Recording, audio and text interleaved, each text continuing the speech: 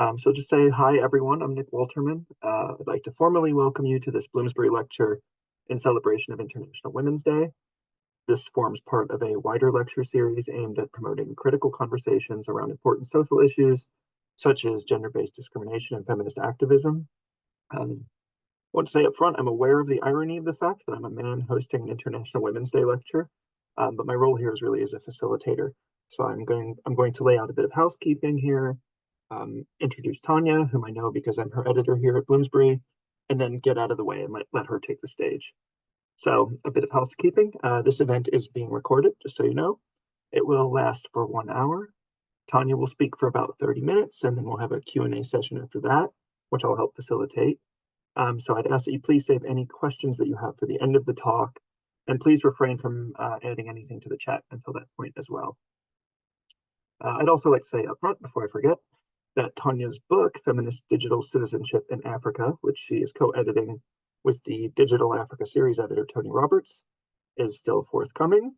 However, we do have a discount code for print copies of Tanja's previous book in the Digital Africa series, which is called Digital Citizenship in Africa, which she also co-edited with Tony Roberts, and it came out last summer. So there is a discount code for you to get 35% off paperback or hardback copies of that book when you buy them from Bloomsbury.com, and I will put that in the chat now. It's Bosch 24, all caps. There we are. This will get you 35% off, and you need to buy it from the Bloomsbury website, so I will link you to the page from which you need to buy it. There we are. Also note that you can purchase the print copies for 35% off, but a PDF of the entire book is available open access on our Bloomsbury Collections website. So you can download a PDF of the whole book for free, no strings attached. You can save it to your computer, you can email it to your friends, whatever you want with it. So if you go to that link that I just put in the chat, you can download a PDF of the book. We'll also have a discount code for Feminist Digital Citizenship in Africa closer to when it comes out, which will be, in another 9 months or so. We'll have the code ready.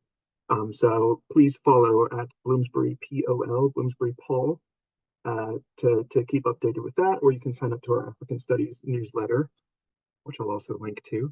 This will be my final link of the introduction. If you want to get that discount code, here you go. So without further ado, I am pleased to introduce Tanja Bosch. Tanja is Professor of Media Studies and Production at the Center for Film and Media Studies at the University of Cape Town, South Africa.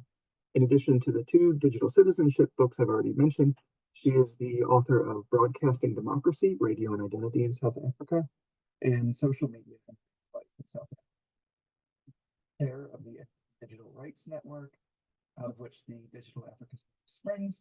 And this is a collaborative initiative that focuses on the protection and promotion of digital across the African continent, fostering dialogue, research, and advocacy on issues related to internet freedom, digital privacy, and online expression.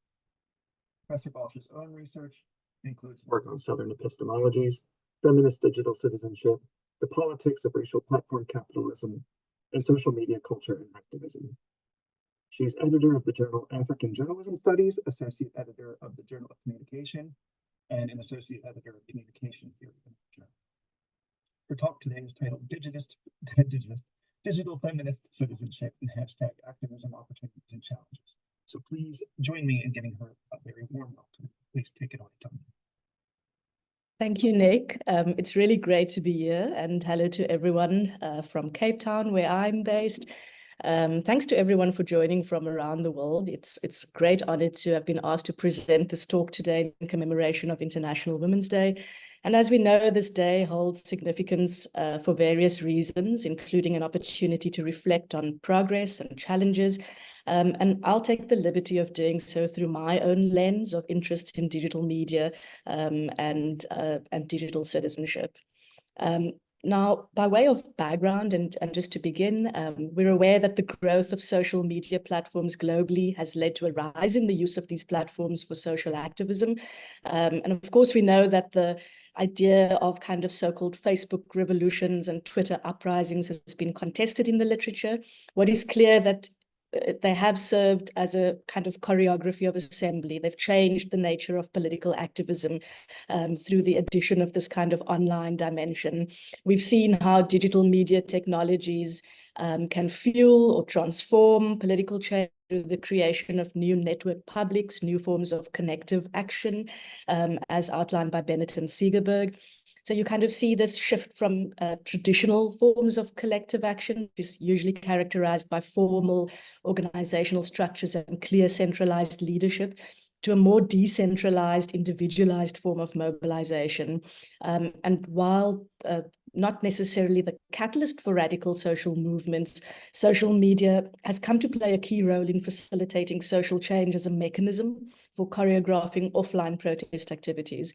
We often refer to that moment, there's a lot of writing and a lot of discourse around the uprisings of 2011, the so-called Arab Spring, as being a kind of turning point for media and information studies scholars, many of whom newly discovered the Middle East, North Africa, MENA region as a site for theories of digital media and social transformation.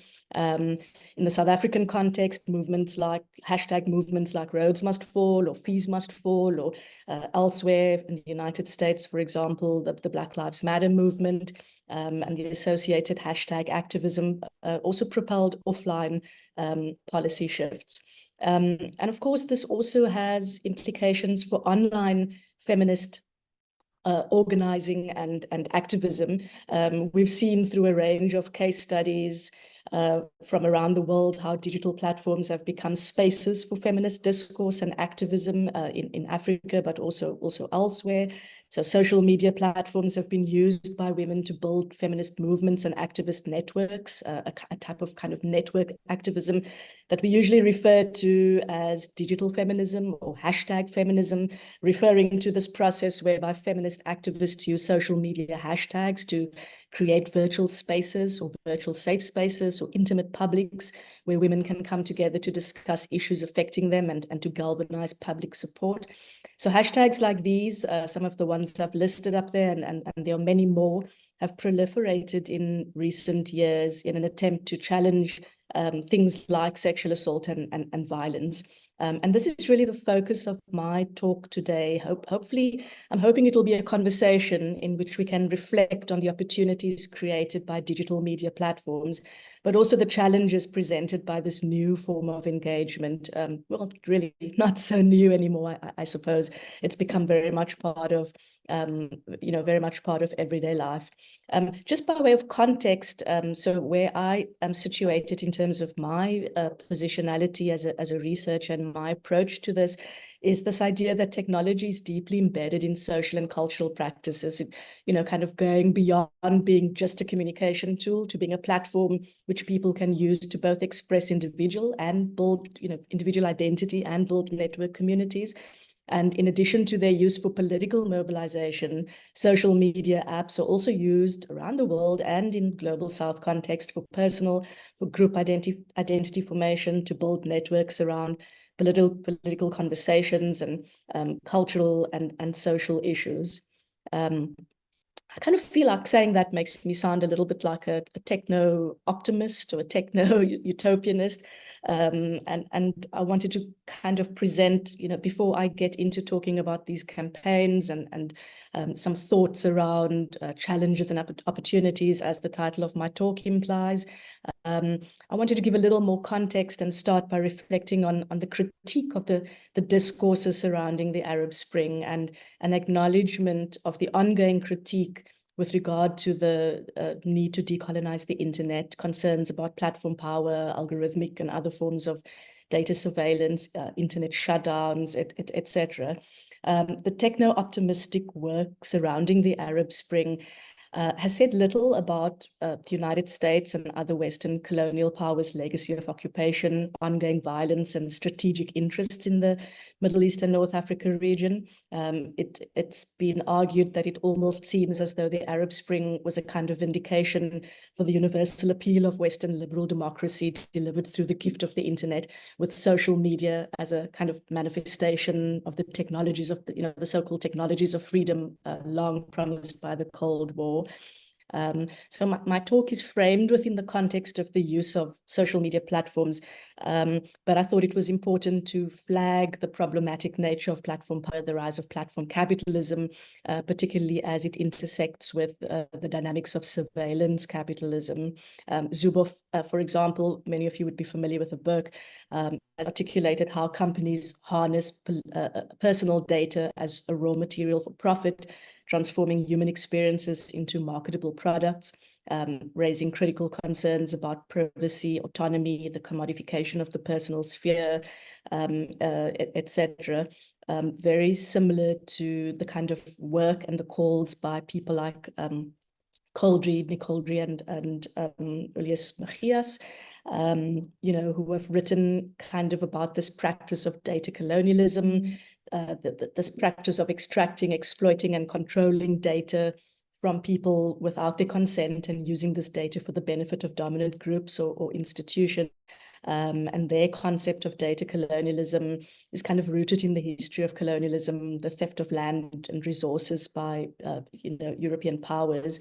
And their concept of data colonialism kind of argues that these types of colonial practices are continuing and that they perpetuate existing power imbalances in society. I'm familiar with their 2019 work, and while preparing for this talk, I was very pleasantly surprised to see their 2024 book, which is out, which I haven't read yet, but I've put up an image of the cover of the book, and I'm sure you will also add it to your to read list, as I will be doing in the coming weeks. Now, these techno-optimistic narratives often also hinge on concepts related to the public sphere, when we know that this is a normative concept that has been debunked. So scholars like De Sousa Santos, for example, ask whether this concept of the public sphere is even relevant to the global South. We think about the public sphere when we talk about data feminism, or online hashtag feminism, and so on. And certainly, as several scholars, but particularly would want to flag the work of like Wendy Willems, for example. She's recently argued the continuing centering of Habermas and public sphere theory represents the reproduction of the canon. She calls for a critical re-engagement with canonical thinkers, in this instance asking us to reread the public sphere through the lens of slavery and the slave trade.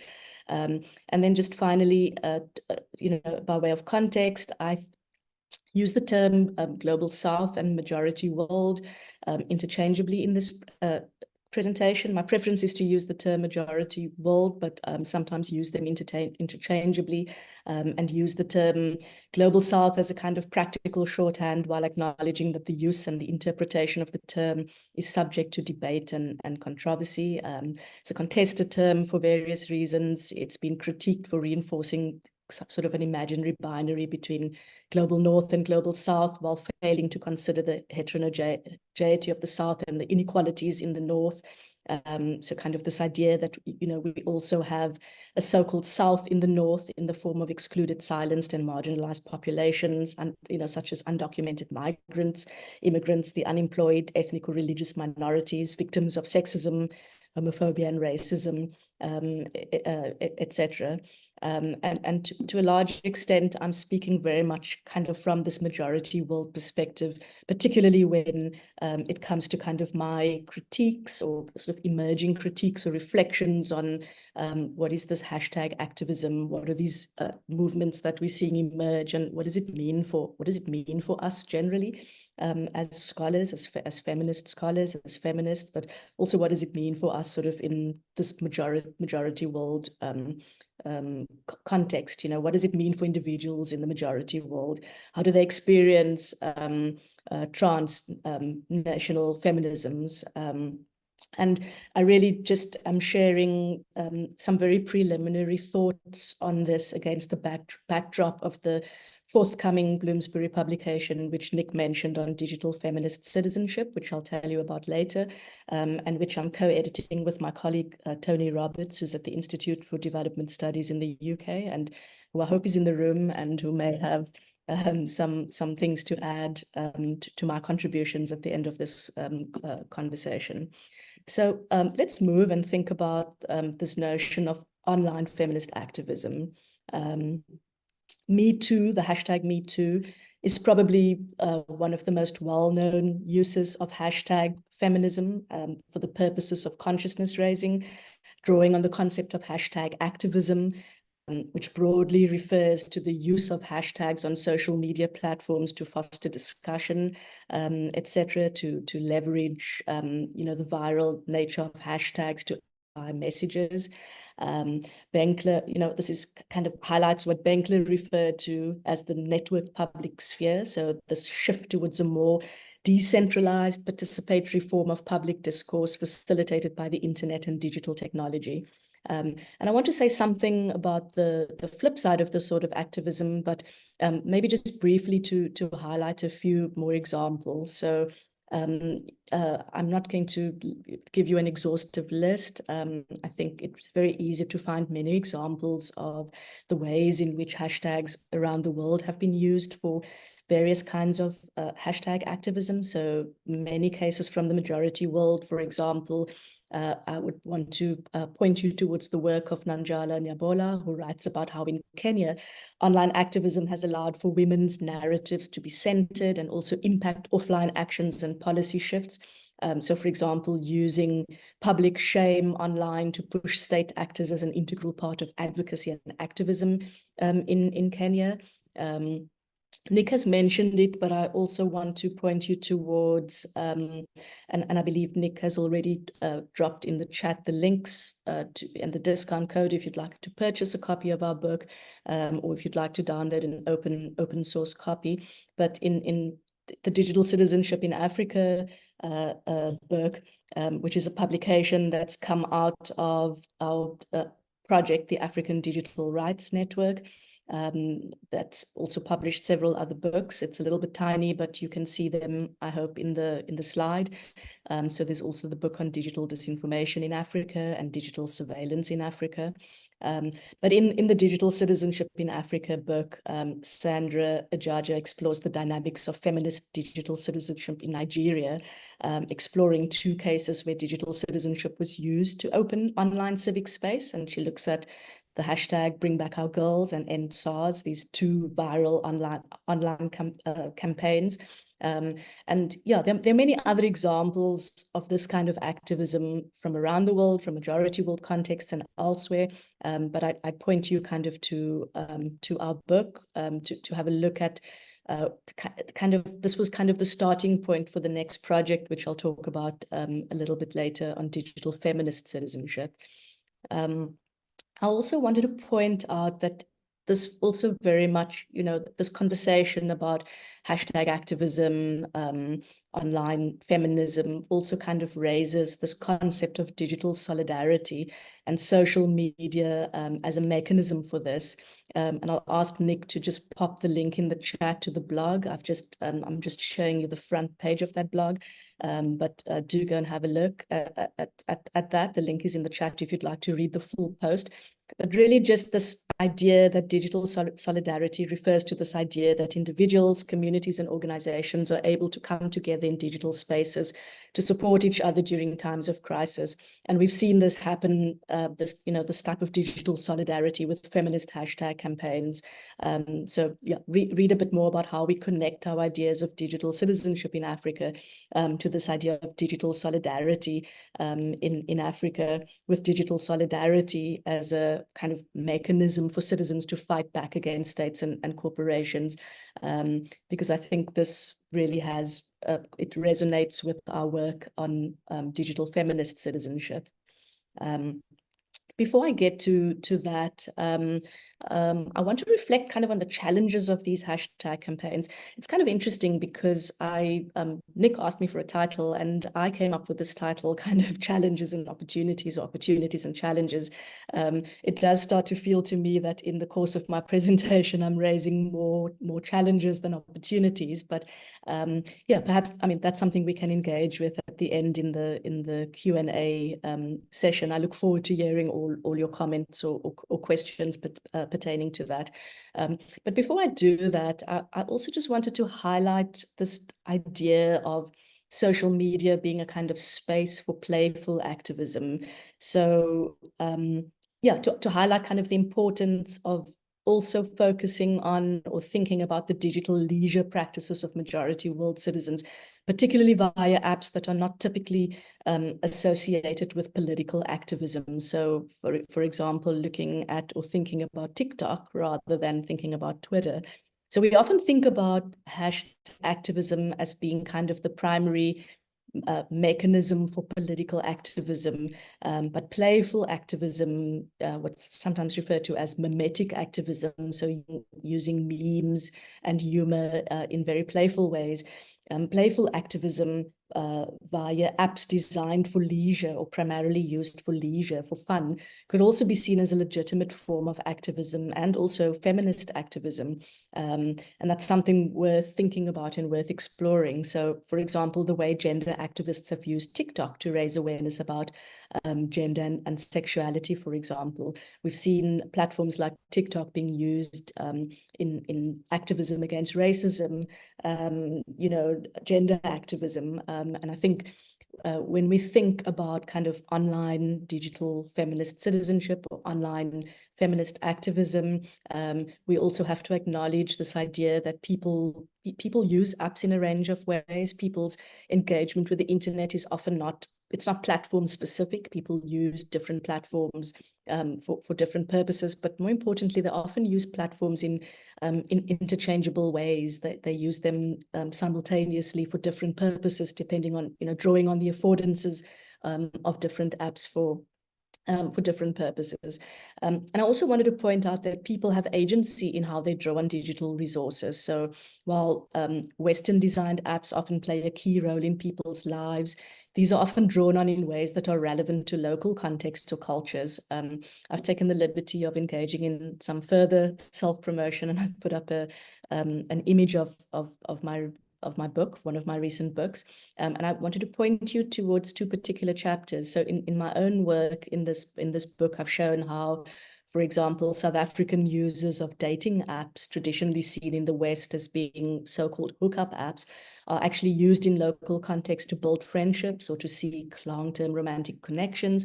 I also write about how self-tracking apps with competitive affordances are used to build supportive exercise and wellness communities.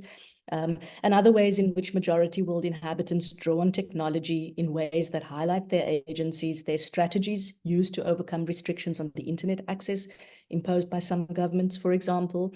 It could include strategies to subvert and rechannel infrastructure, such as the use of VPNs, proxy servers, peer-to-peer networks, circumvention software during government-imposed shutdowns, etc. And again, then would point you back to the African Digital Rights Network publication on digital surveillance in Africa. So let's think a bit about the critiques, of online hashtag activism.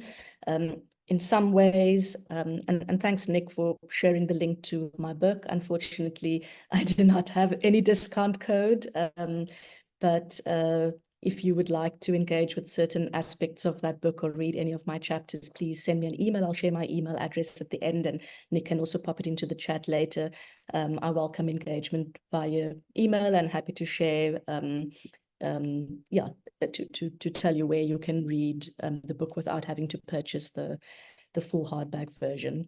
But let's return briefly to critiques. In my thinking around this, I feel like I spent a lot of time thinking about these challenges because I think there's quite a lot of literature and work already around, kind of opportunities. But what are some of these critiques, So despite the opening up of civic space by online campaigns like Me Too and similar movements, the critiques have been raised around clicktivism, this concept of kind of clicktivism or slacktivism, where people engage online, but it doesn't necessarily result in any kind of offline activism. It's a kind of lazy activism, share a post or like a post without it necessarily causing too much inconvenience, as a kind of performative activism.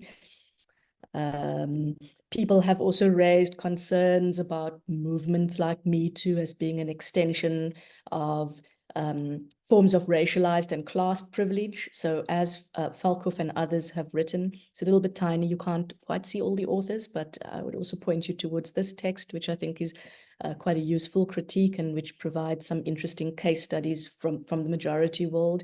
But Falkhoff and others have written about how these campaigns sometimes highlight how white feminism molds itself through the appropriation of grassroots feminist labor, how it incites a politics of neoliberal individualism and sidelines minority voices, and within heteronormative societies that emphasize kind of a gender binary, queer and trans people often feel erased and that their narratives are silenced. And so movements like Me Too have often been seen as a movement for cisgendered women only.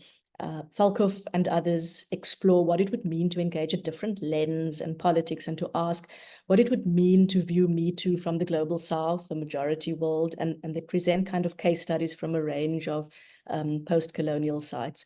I mean, it's been almost, a decade since the Me Too hashtag went viral with its revelations of sexual violence and harassment, kind of reviving this question of whether this notion of a quote-unquote sisterhood has finally become global. So this idea of a global alliance in the struggle against patriarchy.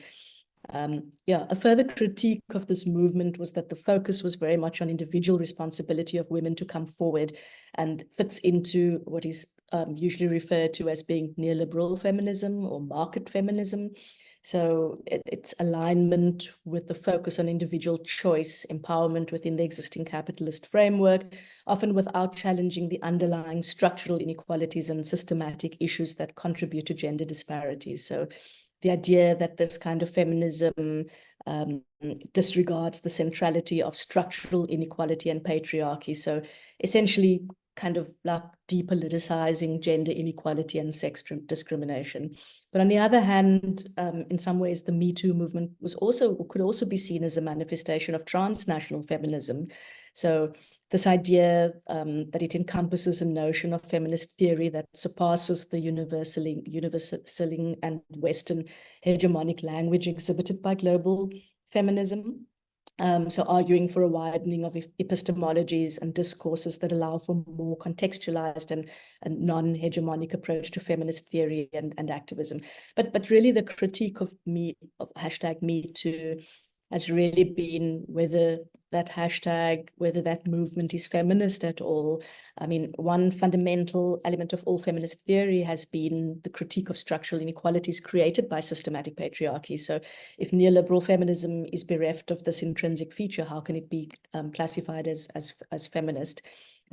Another limitation, of course, of hashtag feminism, and just sharing some work that I have done with Pablo Aguera Reneses, who at the time was at the Oxford Internet Institute, and Nick can share the link to this article in the chat as well, is the idea that we've also seen kind of this online backlash against feminism.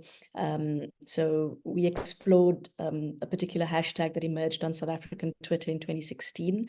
It was often trending in response to highly mediatized cases of gender-based violence in the country, kind of created a virtual space for women to speak about their experiences and denounce the normalization of this kind of violence.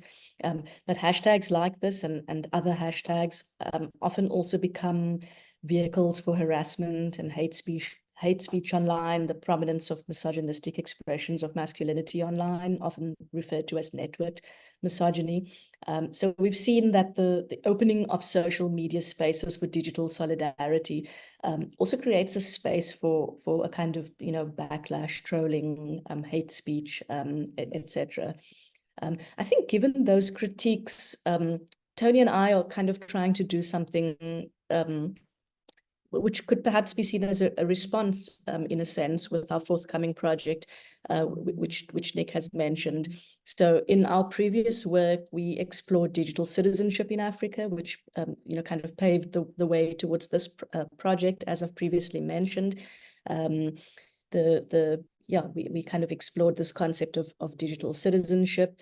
And something which we are particularly interested in is how feminism is being transformed, how it is being shaped by these online engagements, how do digital platforms shape feminism, and anti-feminisms. I think at this stage, it's probably, I'm raising more questions than necessarily, I think this book is going to make a contribution to kind of answering those questions, but it's really our intention to produce kind of a coherent, co-created decolonial body of work with case studies from around the continent that aim to center how African feminists are using their collective agency to exercise, to defend rights, how they employing or deploying tactics of resistance to cope with, to reform, but also to transform sort of heteronormative capitalist patriarchy. And we've invited the authors that are contributing to our edited volume to think about their work as an extension of the critiques of Western feminism and its failure to address the needs of all women, alongside the critiques of online activism and exclusivity, and its sometimes lack of intersectionality. And what we'd like to achieve with our work is to challenge this critique of neoliberal feminism that I posed earlier. So we are working towards conceptualizing, sort of drawing on the work of Buskins and others, this idea of a transformist or transformative feminist citizenship.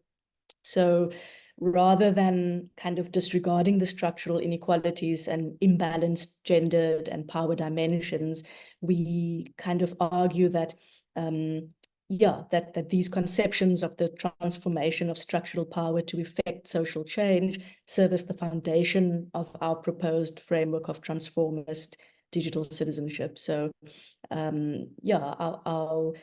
our conceptualization of digital citizenship kind of began from this premise that we are forced to move beyond the celebratory conceptions of digital citizenship as determined by agency and technology to one that recognizes that digital agency is constrained by repressive digital structures, not least those of the corporations, their algorithms and governments.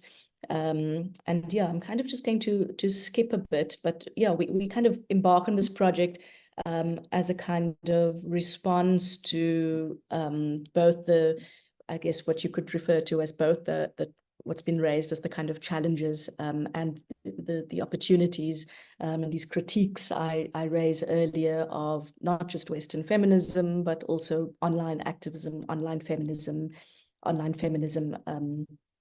feminist activism. And we embarking on this project to sort of explore African digital feminist citizenship in the context of global movements like Me Too. I'm sort of drawing towards the end, and I think I just really want to, I really do feel like I've had more questions than answers, and I see this presentation more really as a series of provocations and a series of reflections, and I look forward to having a conversation with all of you who are here to talk more about kind of ways forward.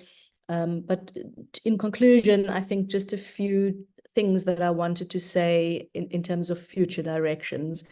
So where does this leave us? What is the way forward? More unanswered questions, but I think lots of scope for further work. So research has focused primarily on cisgendered women as victims of sexual harassment and violence. This does not suggest that others are not affected, but in fact, non-binary trans individuals have been especially affected by violence. And there's been a gap in the scholarship around this. In the little image on the right, I just wanted to share with you a special collection launched today by African Journalism Studies, a journal that I edit in commemoration of International Women's Day, and Nick will pop that link into the chat to you if you'd like to have a look at these 9 papers that kind of span nearly a decade. And so if we think about African scholarship on online feminism or on feminism, there have been gaps. So we've published, African Journalism Studies has published a range of papers, looking at magazines, mainstream media, content analysis, increasingly work on social media. but the focus has been primarily on cisgendered women. It's been on traditional platforms with a limited emphasis on visual social media platforms and spaces of playful engagement and activism that I think is as meaningful as traditional campaigns. So in some ways, this is also a call, you know, for the scholars in the audience. It's also a call for you to think about your own work and to think about ways to address that kind of gap in the scholarly literature. Then I also just wanted to kind of raise, and this is an old argument, I think, but just for us to just to remind ourselves about that question, you know, what constitutes a feminist issue, and to point you towards Mickey Kendall's book, which is quite an interesting and useful reminder that one of the biggest issues with mainstream feminism is how the idea of what constitutes a feminist issue is framed. So we rarely talk about basic needs as a feminist issue. As Kendall argues, food insecurity, access to quality education, safe neighborhoods, a living wage, medical care, etc., etc. These are all feminist issues, right? So instead of a framework that focuses on helping women get basic needs met, all too often the focus is not on survival, but on increasing privilege. So for a movement, and she refers to the Me Too movement, for a movement that's meant to represent all women, it often centers on those who already have most of their needs met. For women of color, the expectation to prioritize gender over race, that we, you know, treat the patriarchy as something that gives all men the same power, leaves many people feeling isolated.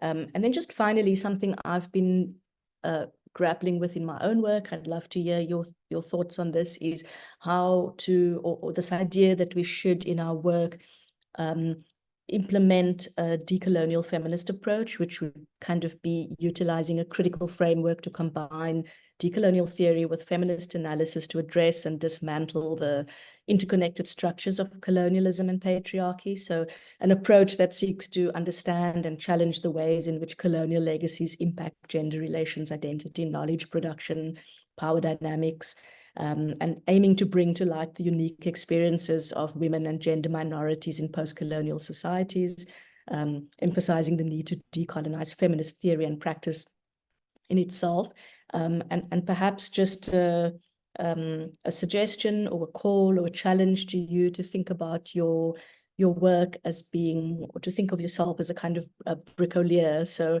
the approach of bricolage is kind of this critical, multi-perspective, multi-method, and multi-theoretical approach.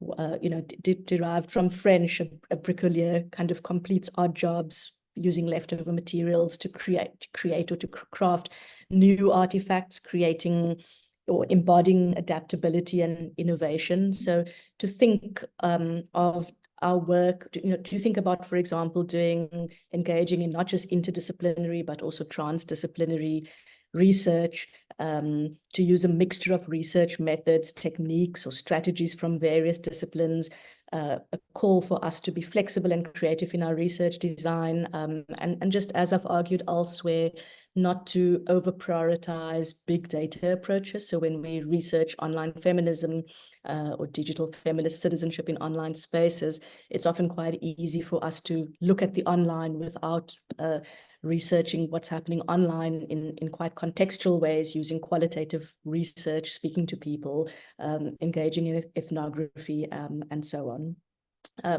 So yeah, thank you very much for listening to my reflections. I look forward to questions and comments, and I'm really not as active as I ought to be on Twitter, but that is my handle and that is my email address.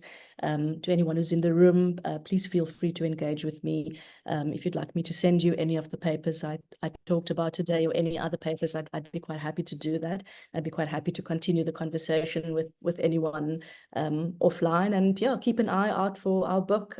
Nick's promised in 9 months. Nick, you've promised.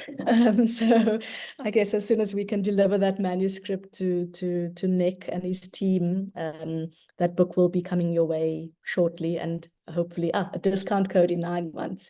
Yeah, we've got to get cracking on that. But yeah, so that will be coming your way soon, and so look out for that. It will hopefully eventually be open access. And yeah, that's it from me for now, Nick. And I look forward to comments and questions and so on. And I'll stop sharing my screen. Thank you. Wonderful. Thank you very much, Tanya. I'm sure everyone will join me in clapping. We've still got about, let's see, just a little over 15 minutes for questions. We'd like to invite people, if you feel comfortable with it, just remember that this is being recorded, to turn on your camera if you want to, if you're able to. Or if you'd like to just drop a message in the chat, that's fine as well. So if there are any questions, we're happy, Tanya is happy to field them. Yeah, absolutely. Or comments would be great too. I mean, I really feel like I'm still learning and engaging very much with some of this content to kind of figure out, what it is that we're trying to do. So also welcome suggestions and suggestions for theoretical approaches or readings and so on.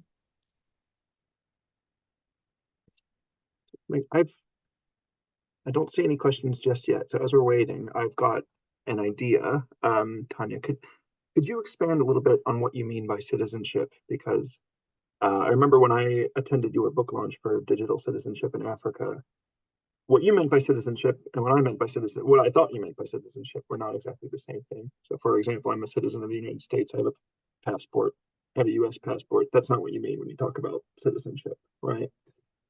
Yeah, I almost feel like I need to bat that question to Tony, but I won't because you've asked me. But Tony, feel free to chip in here. I'm not going to I'm going to answer that in a kind of quite a general kind of sense. Citizenship is often seen as or thought to be kind of a legal status, something that identifies a person as a member of a particular country. We talk about rights associated with citizenship or duties and responsibilities, associated with citizenship.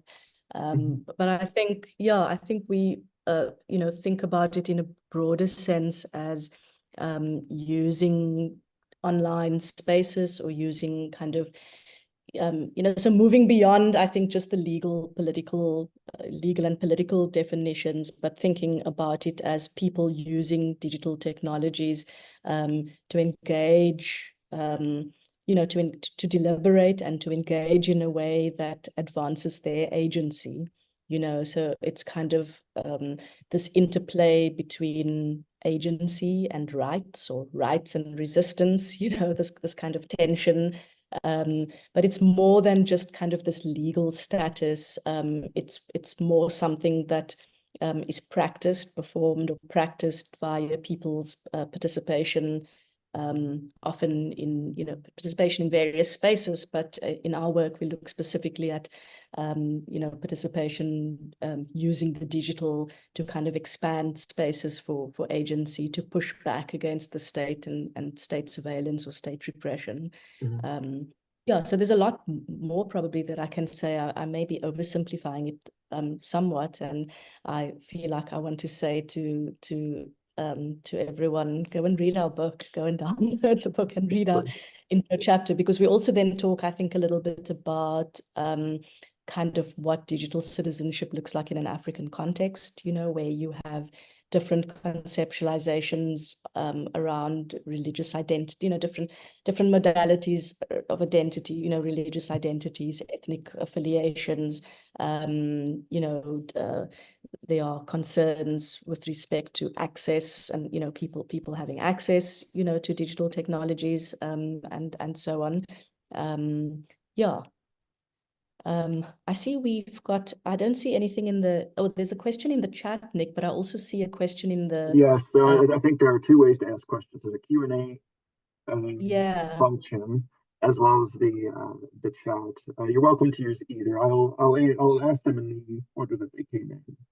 Yeah. So there's I don't know, can everyone see the question in the Q&A, or do I need to rephrase it? Maybe read it out just to be safe. Yeah, so I'll just summarize it. So Chikezi says that is fascinated by the mention of parodic or mimetic activism. And given that feminism is such a contested topic, does this kind of approach have any implication for the seriousness with which topics like feminism are discussed?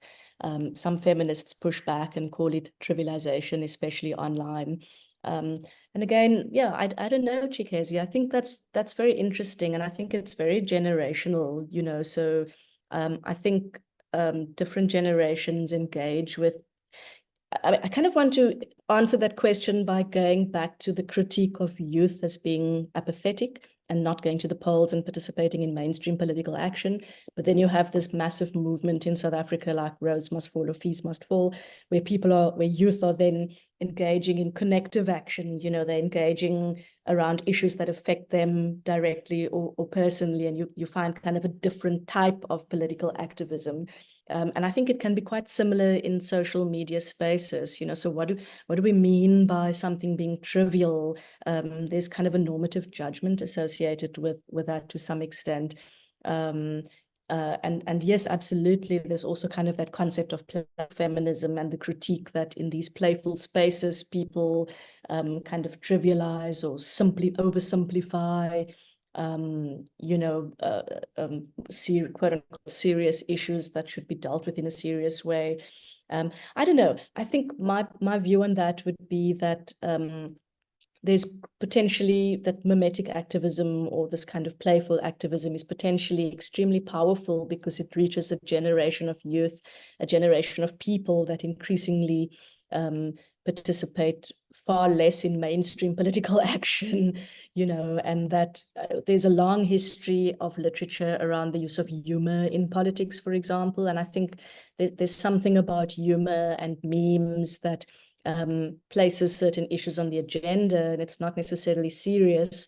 Yeah, that's a bit, I'm rambling a little bit. I mean, I haven't quite answered your question, Chikezi, because it's something I'm grappling with as well. But the short version is kind of just to say that I think we need to do more research on these kinds of visual social media platforms, but I also think there's a lot of potential value in in those spaces that are playful spaces, because people go to them for play and learn in those spaces, as opposed to spaces like Twitter or X that are kind of seen as being more places for political deliberation. I think that's an interesting, yeah. Sorry, that's just a technical thing. Click here to publish, I think. There we are. Yeah, yeah. I think there's more questions popping up in the Q&A. Elastis, thank you. That's a really complex question. I feel like I feel like to answer your question, I'm looking at it over on my bookshelf over there. I want to go and reread you know, Surveillance Capitalism, or point you towards Zubov's book, Surveillance Capitalism. So there's this growth, of course, yes, you're right, of digital authoritarianism in countries, but citizens are pushing back and creating alternate spaces. And, you know, I think that's what we're interested in, is kind of, if you look at the subtitle of our book, Agency, Rights and Resistance, we're kind of interested in looking at how people push back and use technology and create space for resistance. Create space for resistance despite not just state oppression, but also the fact that these platforms are often owned by, you know, big corporations that have interests that don't necessarily align with our social justice goals and so on. So I hope we're going to be able to answer that in our book. You know, through the range of case studies, we're going to be able to see, you know, how the kind of, the tension between states and the activism by individuals kind of results in a kind of hashtag activism or digital feminism. Playful education, Chikezi says. Absolutely. I'll also point, if anyone's interested, there's a lot of literature kind of on this playful activism and mimetic activism, but a colleague, Dr. Alette Squin at Rhodes University, and you could just Google it. I'll pop a link in the chat. We recently did some research that explored TikTok and mimetic activism in the South African context, kind of looking at how South African youth were using TikTok to, kind of for racial justice or for activism against racism in the context of one particular incident. I'll just quickly pop the citation in the chat if anyone is interested in having a look at that.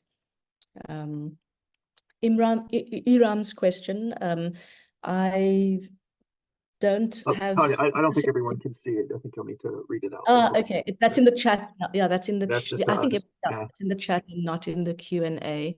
Right. So this is the question about what inspired me to work in this area. Do I have future predictions for #activism? It's, things are changing so quickly, as we see, how things changed with Twitter, and increasingly as researchers we have less and less access to APIs in order to be able to conduct this kind of research. I guess my answer to that is really just that I've got maybe two quick things to say, which would be that social media platforms and technology is very much part of everyday life. There's a lot of moral panic at the moment on things like artificial intelligence, generative AI, and how this is being used. But I think it's very much an extension of everyday life. And I think, for protest movements, I mean, you still have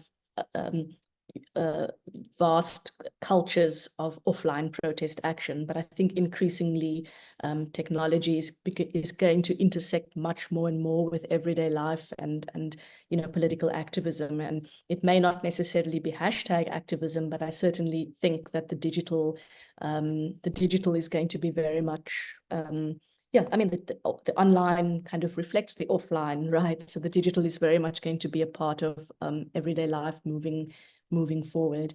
And people in the majority world use it in particular ways, as those of us that live in these contexts know, shared phones, multiple SIM cards, etc. People find ways around issues related to the kind of quote unquote digital divide.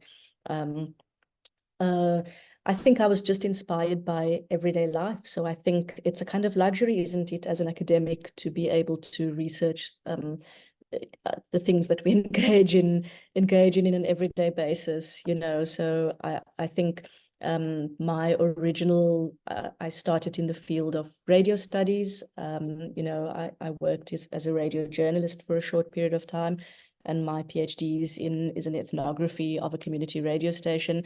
And the way that I began researching or got interested in digital media was seeing young members of my family and how they were engaging with their smartphones, and developed an interest in kind of exploring how people use mobile phones as a kind of extension of the self.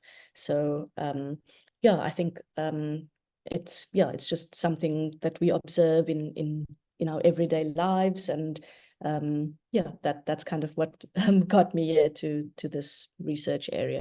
I hope that's answered your question, Iram. Thanks.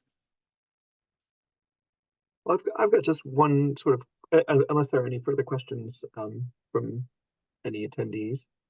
I was really interested, Tanya, in the idea of group identity formation through digital technologies, which maybe it's just the way you articulated it. I had never really never occurred to me quite so concretely, but of course that happens. And going back to my question about citizenship, because I'm so interested in that, just wondering,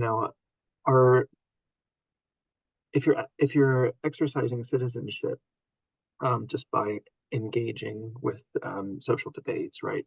Is it necessarily citizenship of the state that you're in, or is it a sort of citizenship or exercising your belonging within this group that you're creating at the same time?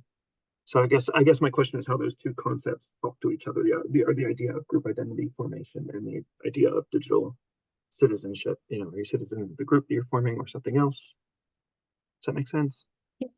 Yeah, I'm not sure I got all of that. You were breaking up a little to microphone, but I think one way to think about that is just that I think there are multiple layers in terms of people's participation on different levels, in different layers, on different platforms, overlapping layers of group identity and belonging.